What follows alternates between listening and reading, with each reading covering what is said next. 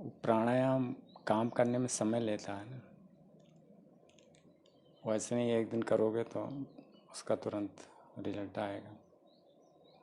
Daily अभ्यास करना होता है प्राणायाम का। और जो लोग प्राणायाम करते हैं ना, उनको ध्यान की ज़रूरत नहीं पड़ती है करने की। वो ध्यान अपने आप शुरू हो जाता है। आप जब रोज़ प्राणायाम करोगे तो अलग से कोई ध्यान के लिए एफर्ट नहीं करना होगा। वो अपने आप ही आपकी आंख बंद होनी शुरू हो जाएगी, शरीर शिथिल हो जाएगा, रिलैक्स हो जाएगा, मन शांत हो जाएगा। प्राणायाम करते अपने आप ही ध्यान शुरू होगा। इसीलिए जिनको ध्यान में दिक्कत आ रही है, परेशानी आ रही है, वो ध्यान की चिंता छोड़ दें, केवल प्राणायाम करें। बस प्राणायाम का अभ्यास करते रहो। धीरे धीरे धीरे धीरे मन शांत होता जाएगा, फिर अपने आप ध्यान में उतर जाओगे, है ना। इसीलिए पतंजलि ने सबसे पहले प्राणायाम को बताया। यम नियम आसन प्राणायाम प्रत्याहार धारणा ध्यान समाधि। तो प्राणायाम उन्होंने इसीलिए पहले रखा क्योंकि ध्यान में क्या होता है कि ध्यान में कुछ करना नहीं होता है, तो ये हमारे लिए मुश्किल हो जाता है क्योंकि हम हमेशा करना ही जानते हैं। मीन्स करने से ही कुछ समझते हैं, करने से ही कोई शुरुआत करते हैं। अब कोई कहता है ध्यान करो, तो अब ध्यान करने का क्या मतलब है? अब आप कुछ ना कुछ करना शुरू कर दोगे, जबकि ध्यान का मतलब ये है कि कुछ नहीं करना है ना। तो चूंकि करने की आदत है तो फिर ध्यान मुश्किल हो जाता है, क्योंकि निष्क्रिय आप बैठ ही नहीं सकते। अगर मान लो आपने शरीर को रोक लिया, निष्क्रिय कर दिया, शरीर से कुछ नहीं कर रहे हैं, तो मन करना शुरू कर देगा और मन बहुत ज़्यादा करेगा। शरीर की भी ऊर्जा मन ले लेगा, है ना, तो थॉट में सारा लगा देगा। इसलिए कहते हैं कि करने से ही शुरुआत करो, लेकिन क्या करना है? ब्रेथ एक्सरसाइज, प्राणायाम करो, है ना। आप डायरेक्ट ध्यान में जाओगे तो दिक्कत आएगी, निष्क्रियता आ ही नहीं पाएगी। और शरीर को तो चलो हम रोक सकते हैं क्योंकि शरीर आपका फिजिकल है ना, ग्रॉस है। हमने 10-15 आधे घंटे के लिए शरीर को बैठा लिया एक आसन में, पलथी मार के बैठ गए, शरीर सीधा कर लिया, हाथ पैर नहीं हिला रहे हैं, ठीक है ना। तो शरीर पे तो कंट्रोल कर सकते हैं, हाथ मत हिलाओ, पैर मत हिलाओ, सिर मत हिलाओ, सब कुछ स्थिर करके बैठ जाओ। लेकिन मन को कैसे रोकोगे? वो तो हिलेगा, भीतर ही भीतर हिलता रहता है ना। इसीलिए कहते हैं कि सबसे पहले सांस हिलाओ। मन के हिलने को रोकना है तो सांस को हिलाना शुरू कर दो। जितना अधिक सांस हिलेगी, मन का हिलना कम हो जाएगा। क्योंकि ये जो विचार चलते हैं, इनका संबंध होता है प्राण से। प्राण अपान समान उदान व्यान है, जो 5 प्राण है, इसमें से जो मुख्य प्राण है उसका एक काम थॉट्स को चलाना भी है। आपके अंदर जो थॉट्स चलते हैं ना, ये चलते हैं प्राण के कारण। जो मुख्य प्राण है, पहला प्राण, जो सांस अंदर जा रही है ना, उसके साथ जो प्राण अंदर जा रहा है आपके नाभि से नीचे तक, जब भी आप सांस को अंदर लेते हो तो ये जो प्राण ऊर्जा अंदर जा रही है, इसी को मुख्य प्राण कहते हैं। इसी का काम होता है थॉट को चलाना, ठीक है ना। तो आप मुख्य प्राण को जैसे रोक लो तो थॉट भी रुक जाती है ना। इसको करके देखो, जैसे सांस को रोको, उसके बाद सोच के देखो, नहीं सोच पाओगे। सांस को कहीं भी रोक दो अंदर बाहर, उसके बाद देखो आपकी थॉट चल रही है? चल ही नहीं सकती, क्योंकि इसी पे निर्भर है ना। तो जब तक आपकी सांस चलेगी तभी तक थॉट चलती है। थॉट जैसे सांस को रोका तो थॉट रुक जाती है। इसका मतलब है कि ये सांस से सीधा संबंध है थॉट का, है ना। तो सांस से हम अपनी थॉट को कंट्रोल कर सकते हैं। तो श्वास का उपयोग करो। श्वास का उपयोग करना आसान इसलिए है क्योंकि श्वास आपकी जो ब्रेथ है वो माइंड से ज़्यादा ग्रॉस है, फिजिकल है ना। वो हमें आते जाते महसूस हो रही है, हम उसको ले भी सकते हैं, रोक भी सकते हैं, है ना। मन को हम नहीं रोक सकते लेकिन श्वास को रोक सकते हैं। वो हमारे थोड़ा कंट्रोल में है श्वास, है ना। तो श्वास कंट्रोल में है तो सांस पे कुछ भी करना आसान है, मन पे करना आसान नहीं है क्योंकि मन तो सूक्ष्म है। मन दिखता भी नहीं है उस तरह से, जैसे सांस दिखती है उस तरह से मन नहीं दिखता, और भी ज़्यादा सूक्ष्म है। उसको देखने के लिए और ज़्यादा अवेयरनेस चाहिए, आँख में आपके और पावर चाहिए तभी देख पाओगे इसको, है ना। इसलिए कहा गया कि पहले सांस पे ही क्रिया करो। और सांस जितनी गहरी हो और लंबी होती जाएगी, गहरी और लंबी सांस लो हमेशा। आपके नाभि से नीचे तक सांस जानी चाहिए, गहरी और लंबी, और धीरे मीन्स कम गति में, ज़्यादा स्पीड नहीं होनी चाहिए। गहरी हो, लंबी हो, स्लो हो। हमेशा जब भी ध्यान आए गहरी, लंबी और स्लो सांस लो, है ना। बहुत तेजी उथली सांस नहीं लेनी है। तो थोड़ा सा सांस का भी ध्यान रखो अपने कि गहरी, लंबी और स्लो में सांस को लेना। तो सांस आपकी जितना आपके कंट्रोल में आती जाएगी उतना ही मन कंट्रोल में आता जाएगा। तो मन को पकड़ना है, कंट्रोल करना है, तो सांस को कंट्रोल करो। अपनी सांसों को कंट्रोल करोगे मन कंट्रोल में आ जाएगा, है ना। जैसे कई बार क्या करते हैं कि किसी से कुछ जुगाड़ लगाना, मान लीजिए किसी मिनिस्टर से, तो उसके पीए के पास जाते हैं या उसके ड्राइवर के पास जाते हैं और उसके माध्यम से, है ना, अपनी बात पहुंचा देते हैं मंत्री तक, है ना। तो किसी छोटे को पकड़ लिया जो उसके नज़दीक रहता है, उसके पीए को पकड़ लिया, उसके किसी क्लर्क को पकड़ लिया, उसके किसी ड्राइवर को पकड़ लिया, ठीक है ना, और उसके माध्यम से अपना काम करा लेते हैं। तो ये जो आपकी सांस है ना, ये समझो पीए है मन का, मन के एकदम नज़दीक है, मन के साथ ही रहती है। और ये मन और शरीर के बीच में एक लिंक है ना। आपका जो शरीर है और मन है, इन दोनों को आपस में जोड़ती है। तो मन तक आपको पहुंचना है तो सांस को पकड़ो, सांस से मन तक पहुंच जाओगे और फिर सांस के माध्यम से मन पे नियंत्रण आना शुरू हो जाएगा, है ना। तो मन की चिंता छोड़ो, आप मन की चिंता, सांस या विचारों की चिंता को छोड़ते चले जाओ।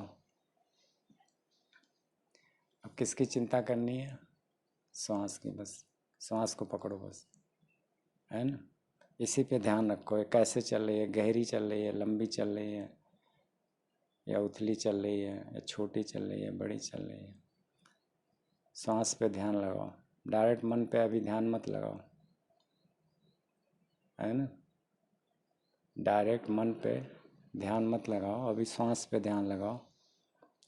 सांस को लो गहरी, लंबी, और छोड़ो। जब बाहर निकालो तो थोड़ी देर उसको बाहर ही रहने दो, फिर गहरी लंबी लो और फिर अंदर रोक लो, धीरे धीरे अंदर रोक के रखो, फिर इसको बाहर निकालो, गहरी और लंबी और स्लो में बाहर निकाल दो, फिर बाहर रोक दो। बस ऐसे ही ध्यान करो इसी का। अभी आप डायरेक्ट मन वृत्ति पे ध्यान नहीं कर सकते ना, वो थोड़ा कठिन पड़ेगा। अभी उद्देश्य तो वहीं तक पहुंचना है, लेकिन आप स्टेप बाय स्टेप आगे बढ़ो ना। शरीर से श्वास पे चले जाओ, श्वास से मन पे चले जाओ, है ना। मन में जाओगे तो मैं नाम की वृत्ति है, मैं हूँ। फिर वहाँ लास्ट में मैं हूँ पे जाओगे, मैं हूँ से आगे कुछ नहीं है, यही लास्ट है। मैं हूँ पे पहुँच गए, स्टेबल हो गए, अवेयरनेस वहाँ पे आपकी हाई हो गई, बस इतना ही है। लेकिन अब आप कोशिश करोगे कि डायरेक्ट मैं हूँ पे ही पहुँच जाऊँ,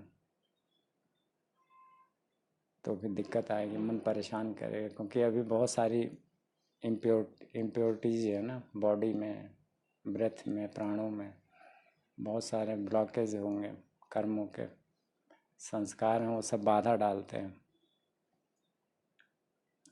अगर आपका शरीर, आपके प्राण पूरी तरह से शुद्ध हो ना, तो आप डायरेक्ट मैं हूँ पे जा सकते हैं। लेकिन शुद्ध नहीं है, न शरीर शुद्ध है, न प्राण शुद्ध है, न मन शुद्ध है ना, सारा कुछ गंदा है। तो इसलिए डायरेक्ट आप मैं हूँ पे नहीं जा पाओगे।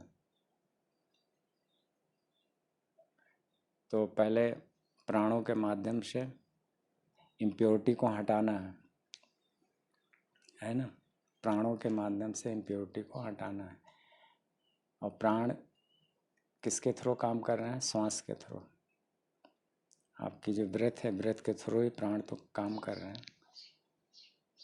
तो ब्रेथ पे काम करो, है ना। आपकी ब्रेथ और आपके प्राण, इनमें भी फर्क है, दोनों में अंतर है। प्राण एक ऊर्जा है और ब्रेथ एक माध्यम है ना। ब्रेथ के माध्यम से प्राण ऊर्जा गति कर रही है अंदर बाहर, अंदर बाहर। तो शरीर को जो जीवित रखे हुए है वो प्राण ऊर्जा है, वो अंदर बाहर नहीं जाएगी तो शरीर मर जाएगा, है ना। और वो सांस यानी कि हवा के माध्यम से अंदर बाहर हो रही है। हवा नहीं होगी तो प्राण अंदर बाहर नहीं हो पाएगा, है ना। और प्राण मन को प्रभावित करता है, ठीक है। प्राण मन को प्रभावित करता है, प्राण शरीर को भी प्रभावित करता है। इसीलिए कहते हैं जो लोग प्राणायाम करते हैं उनकी सारी बीमारी खत्म हो जाती है शरीर की। क्योंकि प्राणायाम से प्राण जागृत होगा, प्राण जागृत होगा तो उसमें जो भी बीमारियां होंगी वो नष्ट हो जाएंगी। बीमारी आपके प्राणों में जाती है ना, पहले मन में जाएगी, प्राणों में जाएगी, फिर शरीर में जाएगी, है ना। तो प्राण पे जितना काम करोगे, शरीर की भी बीमारी खत्म हो जाएगी, मन की भी सारी बीमारी खत्म हो जाएगी, दोनों तरह की बीमारी। तो बीमारियों को हटाने का सबसे अच्छा माध्यम है प्राणायाम। और प्राणायाम इसमें यूट्यूब में दिए गए हैं तमाम तरह के, किसी अच्छे उसमें देख के सीख सकते हो 4-5 तरह के प्राणायाम के। इसके बावजूद दिन भर यही करना है कि गहरी और लंबी सांस लेनी है। गहरी लंबी सांस धीरे धीरे लेनी है, गहरी लंबी सांस धीरे धीरे छोड़नी है। नाभि से नीचे तक सांस आपकी जानी चाहिए, मूलाधार तक। मूलाधार पे सांस जाए तो मूलाधार पे रोक दो उसको वहीं, फिर ऊपर ले जाओ, बाहर निकले तो बाहर ही रोको वहाँ पे, है ना। ये दिन भर करते रहना। ये दिन भर करते रहोगे तो अपने आप ध्यान लगना शुरू हो जाएगा, ध्यान लगाना नहीं पड़ेगा फिर आप।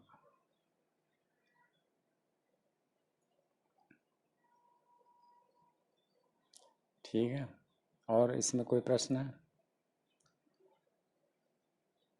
तो गहरी लंबी सांस लीजिए, आंख बंद कीजिए, धीरे धीरे गहरी लंबी सांस लीजिए और नीचे ले जाइए, नाभि से नीचे तक। नाभि के नीचे रोकिए सांस को, थोड़ी देर रोक के रखिए, जितना रोक सकते हो। फिर उसको ऊपर लाइए, बाहर ले जाइए, बाहर थोड़ी देर रोकिए। सांसों को बाहर थोड़ी देर रोकिए, फिर धीरे धीरे अंदर ले जाइए। इनहेल,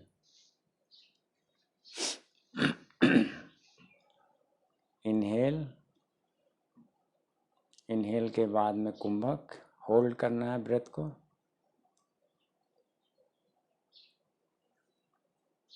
फिर एक्सेल करना है,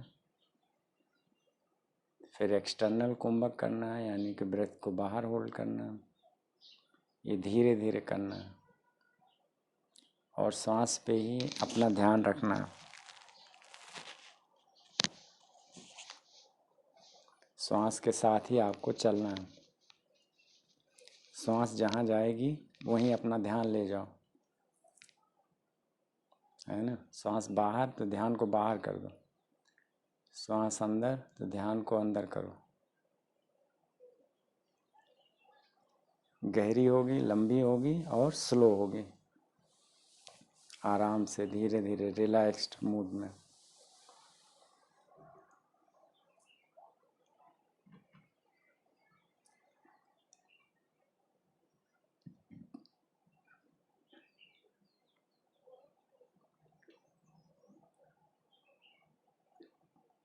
Long, deep and slow breath. Take long, deep and slow inhale, breath. Long, deep and slow exhale.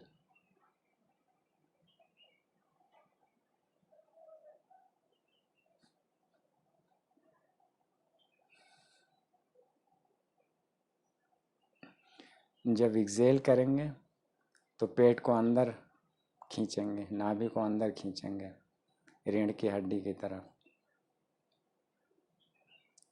Excel में नाभि को अंदर खींचेंगे।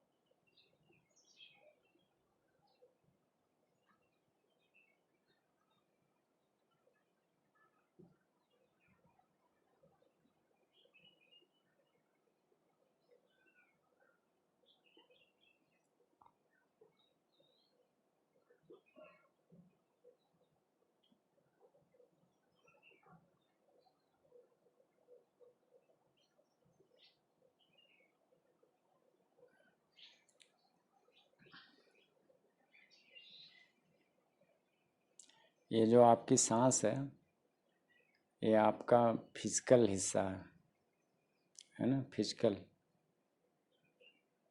ये फिजिकल जगत का हिस्सा है सांस। क्योंकि इसमें हवा होती है ना, ऑक्सीजन वगैरह होती है, नाइट्रोजन होता है 14%, 78% नाइट्रोजन है और शायद 14% ऑक्सीजन है, हाइड्रोजन है इसमें। तो ये फिजिकल वर्ल्ड का हिस्सा है, फिजिकल नेचर का, है ना, सांस। लेकिन इसमें जो प्राण ऊर्जा है वो सटल नेचर का हिस्सा है, सटल है, सूक्ष्म, है ना। तो उसको खींचना है बाहर से, प्राणों को खींचना है, प्राण को खींचना है, शरीर में भरना है। और फिर शरीर के अंदर की जो गंदगी है, मन की, सांस की, वो गंदगी को, कार्बन डाइऑक्साइड को बाहर फेंक देना, निकाल देना, है ना। तो जब भी इनहेल करो तो इस तरह से फीलिंग करो कि बाहर से बहुत शुद्ध और पवित्र और वाइट कलर की प्राण ऊर्जा अंदर जा रही है। वाइट कलर एकदम शुद्ध है, उसमें कोई इम्प्योरिटी नहीं है, अंदर जा कर के सब शुद्ध कर रही है। और जब बाहर फेंको तो ऐसे ब्लैक कलर की गंदी ऊर्जा, जो भी गंदगी है ना, गंदी ऊर्जा है, वो सब बाहर जा रही है। इस तरह से फीलिंग भी कर सकते हो साथ में। इससे शरीर और तेज़ी से शुद्ध होगा, मन भी शुद्ध होगा, शरीर भी, प्राण भी, सब कुछ शुद्ध होते चले जाएंगे। तो ये ऐसे रेगुलर करते रहना है ना। रेगुलर करते रहोगे तो आपका ध्यान लगना शुरू हो जाएगा।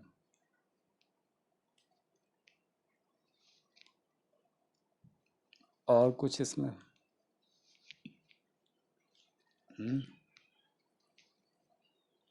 प्राणायाम सीख लो उसमें।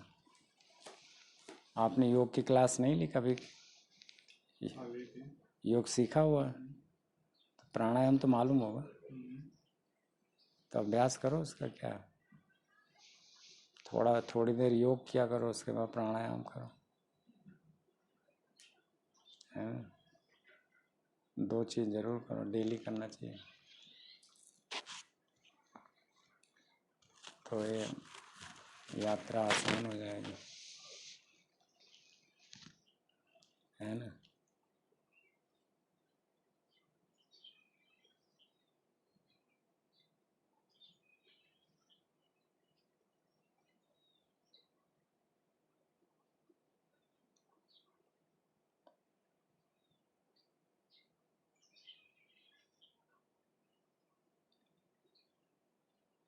दिन में प्राणायाम करो क्या? दिन में या फिर सिर्फ सुबह ही करो? नहीं, कभी भी कर सकते हो, पेट खाली होना चाहिए। पेट खाली हो तो कभी भी कर सकते हो। खाना खाने के तुरंत बाद नहीं करना, पानी पीने के बाद नहीं करना, थोड़ा सा गैप दे के करो ना। खाने के कम से कम 5 घंटे बाद। 5 घंटे में खाना आपका नीचे निकल जाता है ना। पानी पीने के कम से कम आधे घंटे बाद कर सकते हो। तो पेट खाली होना चाहिए, तो कभी भी कर सकते हो, सुबह शाम दोपहर। मैं तो पहले 4 सीटिंग करता था प्राणायाम, दिन में 4 बार। 4 बार प्राणायाम के लिए बैठता था। शरीर का जो तमस है, जो एक्स्ट्रा फैट है, ये सब खत्म कर देता है एकदम से। आपको हल्का फुल्का बना देगा, सारी बीमारी खत्म कर देगी। प्राण की जो ऊर्जा होती है ना, वो बहुत पावरफुल होती है।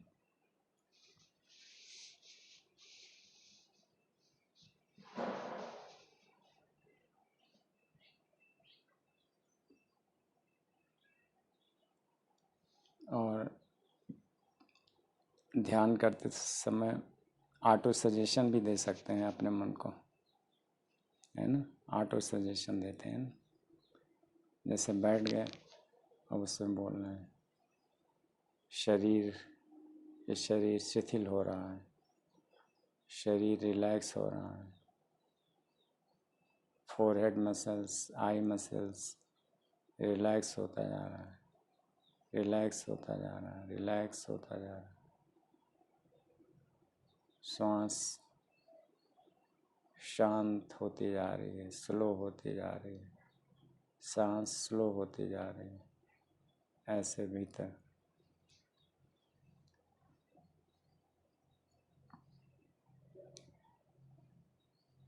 आप जो भी सजेशन दोगे, आपका शरीर मानता है उसको, आपका मन भी मानता है, शरीर भी मानता है। जैसे सजेशन दोगे वैसे ही करना शुरू कर देगा, है ना। सजेशन देते जाओ, मन शांत होता जा रहा है, मन शांत होता जा रहा है, मन शांत होता जा रहा है, पूरी तरह से शांत होता है, शांत।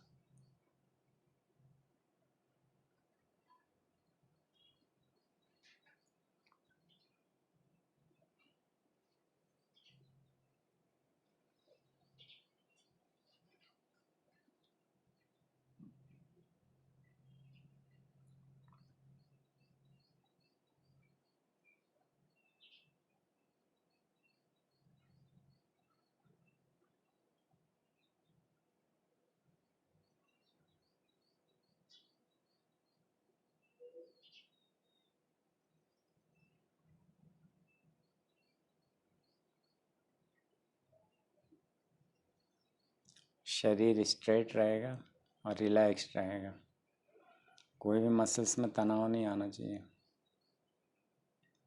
है ना। फोरहेड मसल्स, आई मसल्स या हाथ पैर के मसल्स, तनाव नहीं होना चाहिए, सब relaxed.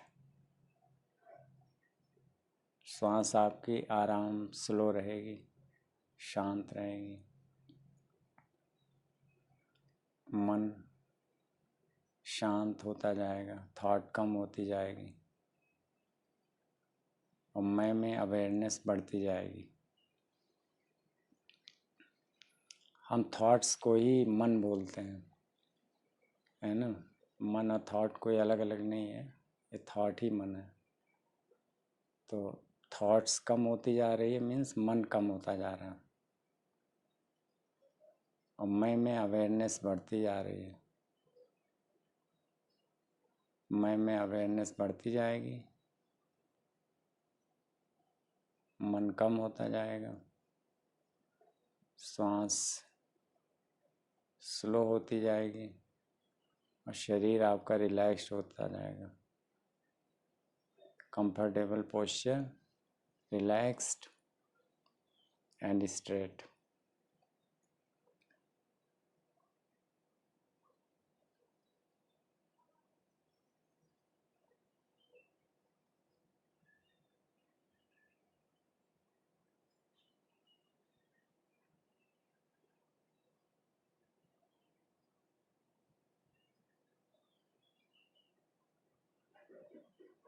So body should be straight, comfortable and relaxed.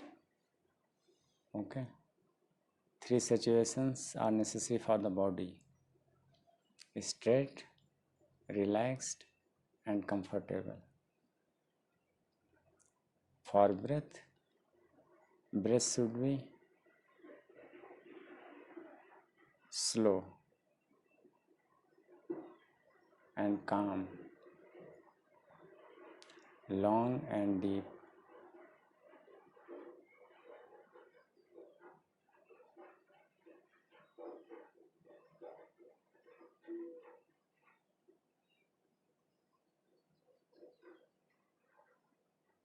And mind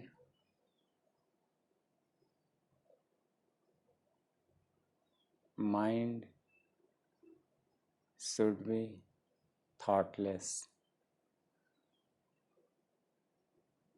Mind should be thoughtless. And I should be aware.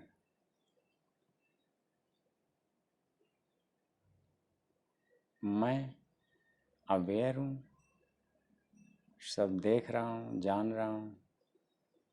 मन शांत है, स्लो है, थॉटलेस है, सांस स्लो है, गहरी है, शरीर रिलैक्स्ड है। यही 3 तरह की एनर्जी है: शरीर की एनर्जी, ब्रेथ की एनर्जी यानी प्राण ऊर्जा और मन की ऊर्जा। ये 3 ऊर्जाएं काम करती हैं और ये तीनों 3 ऊर्जा नहीं है, वास्तव में एक ही ऊर्जा है। एक ही ऊर्जा है, 3 रूपों में काम कर रही है और इनको जानने वाला मैं हूँ। मैं इनको जानने वाला हूँ। मैं नाम की वृत्ति है, एक थॉट है जिसके माध्यम से मैं जानता हूँ और मैं स्टेबल है, वाइब्रेट नहीं कर रही है और अवेयर है। मैं में अगर अवेयरनेस नहीं होगी तो वो जान नहीं पाएगी। जानने के लिए मैं में अवेयरनेस बहुत ज़रूरी है, नहीं तो मैं सो जाएगी। अवेयरनेस कम होगा तो मैं सो जाएगी या मैं सपनों में चली जाएगी या कल्पना करेगी। इसलिए अवेयरनेस बढ़ा के रखना है, प्रकाश बढ़ा के रखना है। मैं अवेयर है, सजग है, अलर्ट है, केयरफुल है और वो सारी गतिविधियों को जान रही है। मन क्या कर रहा है मैं जान रहा हूँ, सांस कैसी चल रही है मैं जान रहा हूँ, शरीर कैसा है कहाँ बैठा है, कैसे बैठा है, कंफर्टेबल है, कोई दर्द तो नहीं है शरीर में, मैं जान रहा हूँ, है ना। ये मैं नाम की जो वृत्ति है वो जान रही है, सब कुछ जान रही है, देख रही है। इसी को कहते हैं ऑब्जर्वेशन, ऑब्जर्व कर रही है।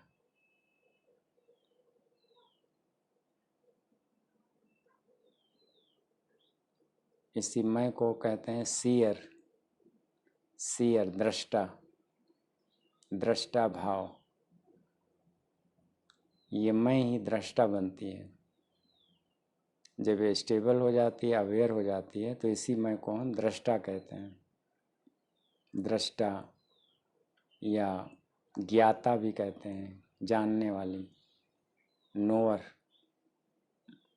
आई am the knower, I am the seer, है ना। लेकिन इसके लिए अवेयरनेस चाहिए और स्टेबिलिटी, दो चीज़ चाहिए। मैं स्टेबल हो और अवेयर हो, तो यही मैं दृष्टा हो जाएगी और यही मैं ज्ञाता हो जाएगी।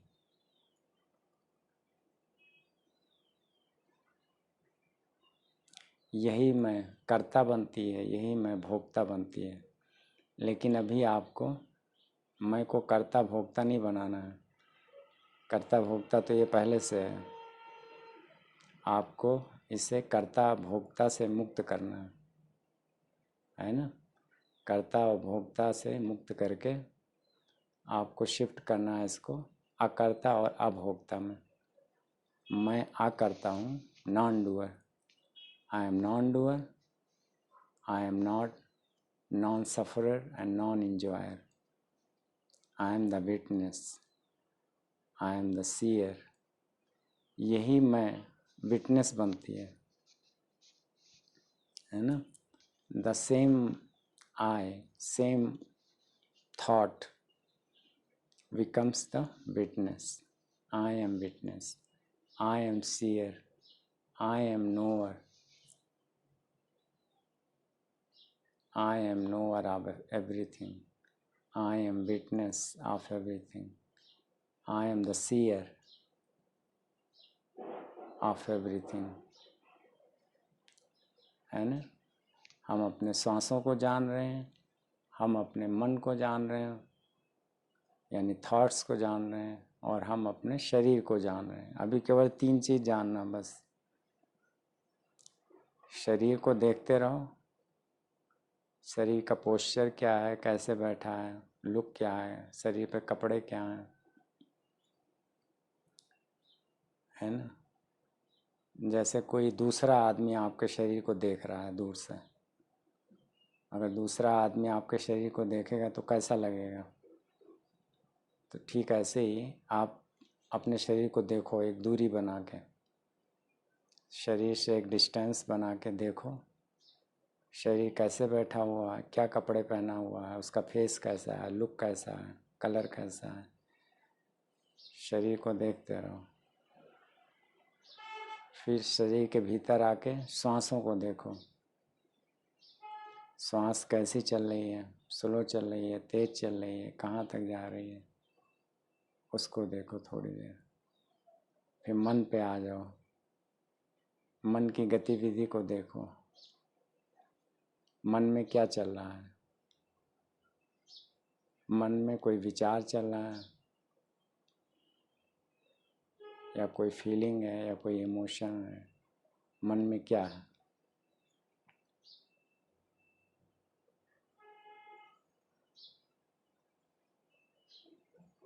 और फिर मैं पे आ जाओ। मैं हूँ, I am stable and aware, I am stable and aware.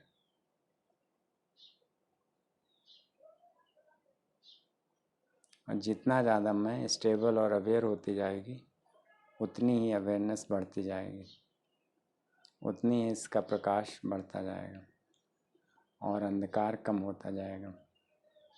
Darkness will decrease and awareness will increase in the same amount.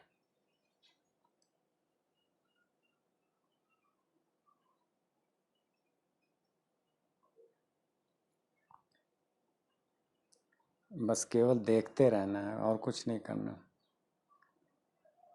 केवल जानना है, देखना है, बस साक्षी रहना है।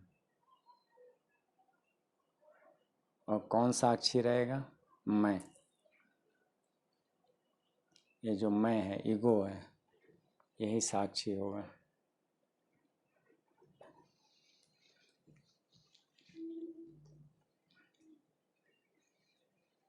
ठीक है ना? धीरे धीरे ध्यान से धीरे धीरे वापस आते हैं, धीरे धीरे वापस आके धीरे धीरे फिर शरीर को सक्रिय करते हैं। ठीक है। तो ध्यान बहुत इजी है, ध्यान करने के लिए गुरु की ज़रूरत नहीं पड़ती है ना? ध्यान तो आप कोई भी अकेले कर सकता है।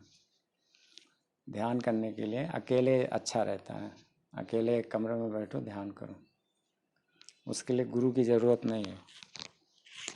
गुरु की ज़रूरत केवल होती है आपकी भ्रांति हटाने के लिए, जहाँ जहाँ दिक्कत आ रही है वहीं केवल गुरु की ज़रूरत होती है। बहुत सारे लोग ऐसे हैं जो घर में रहते हैं, ध्यान करते हैं, अच्छा ध्यान लगता है उनका, बहुत गहरे गहरे गहरे ध्यान करते हैं घर पे रह के बिना किसी गुरु के। इसमें कोई बड़ी चीज़ नहीं है, बहुत सरल चीज़ है ध्यान करना। आपका थोड़ा शरीर मन अच्छा हो ना, शुद्ध हो, तो बहुत आसानी से ध्यान में चले जाओगे, है ना? कठिन चीज़ नहीं है ध्यान। लेकिन शरीर और मन में इतनी गंदगी है कि वो बाधा डालती है।